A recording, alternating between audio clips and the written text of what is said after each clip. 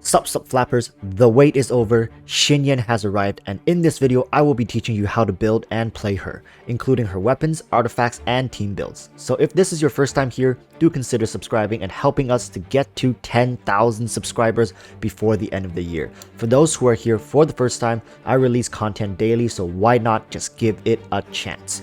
Just poppity, spoppity, click that likety and subscribe.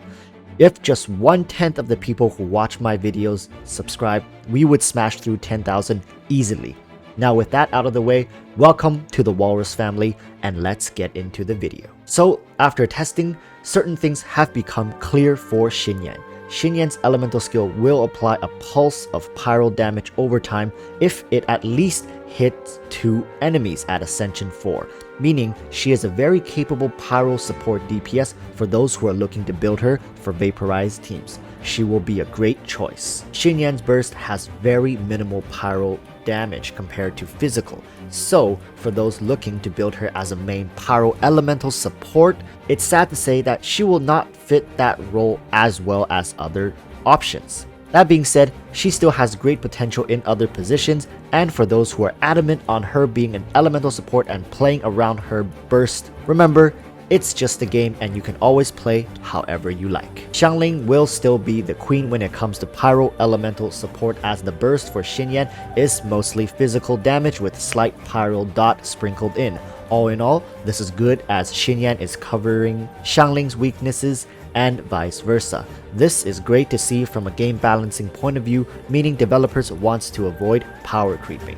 Now going into what most people will be here for, her weapons and artifacts. Firstly, we have to properly set her role, which will be that of a main DPS or support DPS. I do not think she will fit the role for an elemental support, as her burst lacks the pyro damage and does pale in comparison to some other characters who can fill this role better, namely XIANGLING. So we will build her for the 2 roles of main DPS and support DPS. However, to get the most out of her being your main DPS, Constellation 2 will be very important.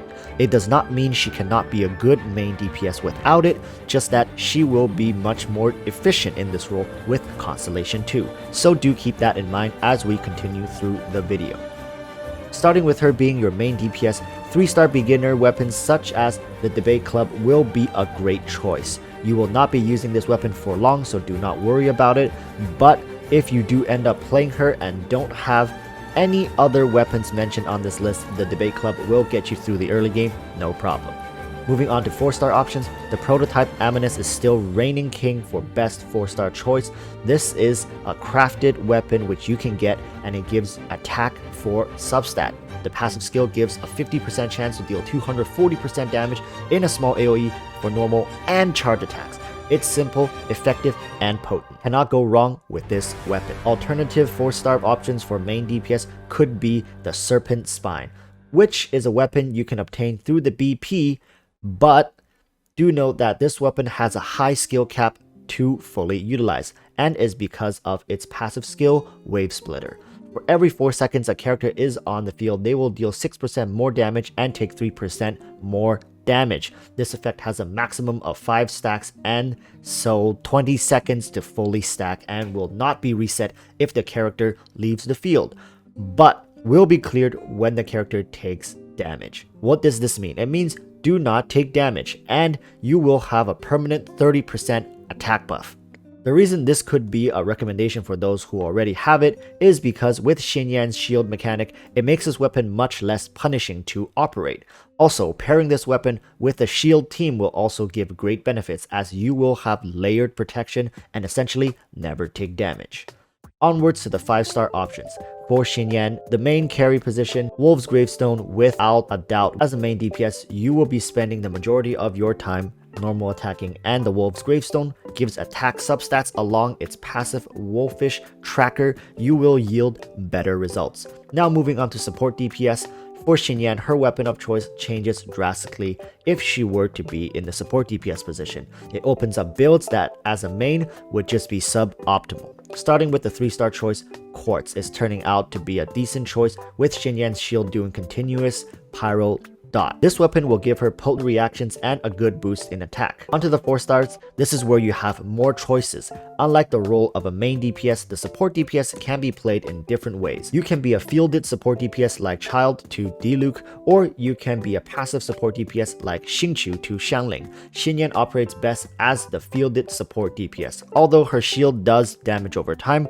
If that's why you are running her as your support DPS, it would be quite a waste. So going into the weapons of choice here, we have Prototype Amethyst yet again. Surprise, surprise. The reason being the passive skill has a 15-second cooldown, which means it's great for XinYan as a support weapon because you can proc this at the same rate as if she were a main DPS. Just switch her in every 15 seconds to get the bonus.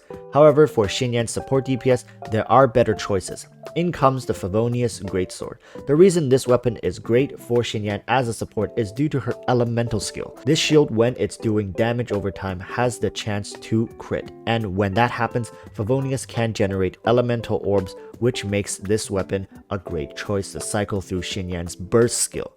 Furthermore, for those who enjoys a more fast-paced playstyle, the Sacrificial Greatsword is yet another great option.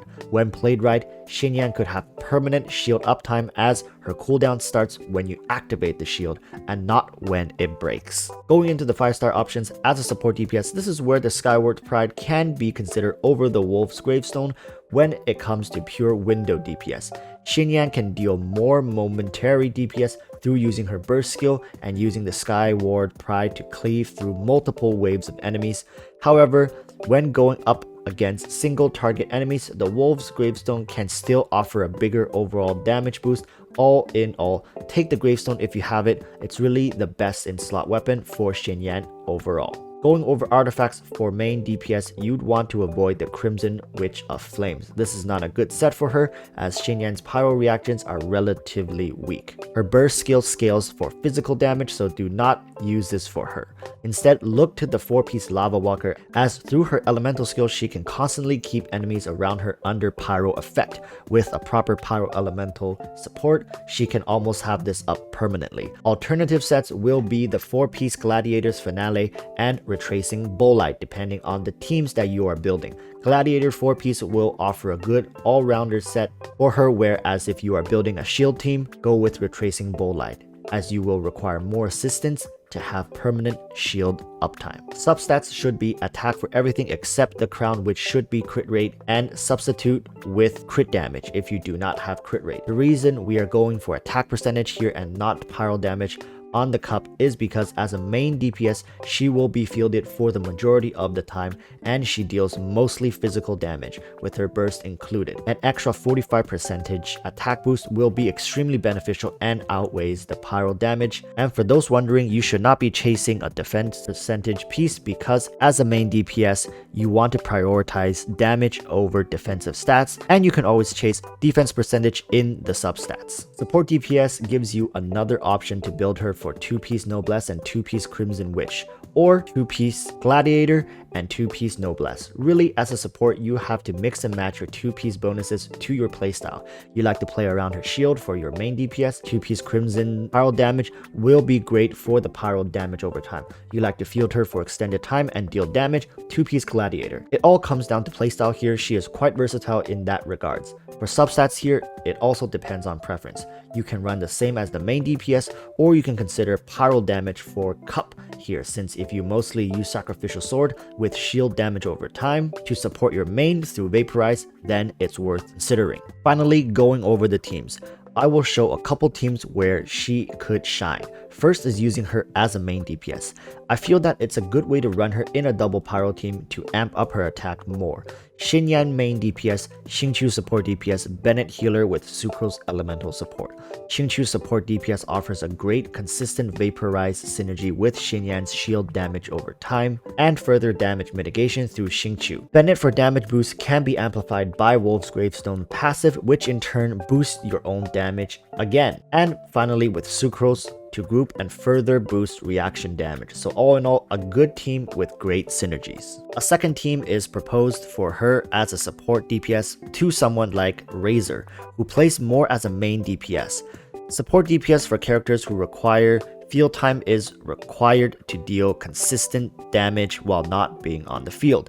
I think XinYan can fall into that category while also providing damage mitigation.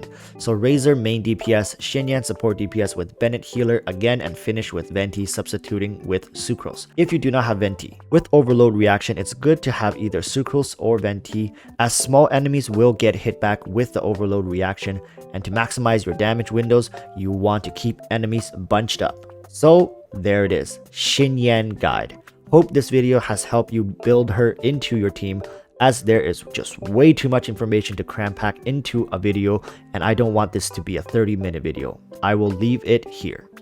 If you enjoyed this, do consider like and subscribing to me, as currently I am doing my best to hit 10,000 subscribers before the end of the year. If even just 10% of the people who watch this subscribes, we would easily smash that goal. Also, considering joining my Discord, as the first 100 role is filling up quickly. And with that, I will be taking my leave. But worry not, there are plenty of videos on my channel for you to enjoy and to keep you busy until we meet again in the next video. So until then, stay safe, flappers, and peace.